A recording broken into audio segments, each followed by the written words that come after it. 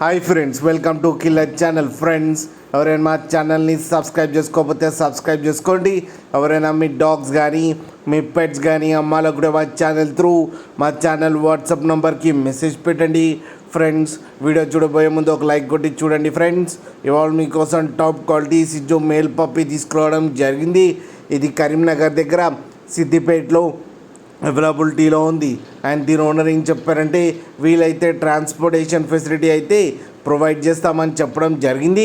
And దీనికి vaccinations and deworming అన్నీ up to date ఉన్నాయని చెప్పారు. అండ్ దీని ఏజ్ వచ్చేసరికి 3 months అని చెప్పడం జరిగింది.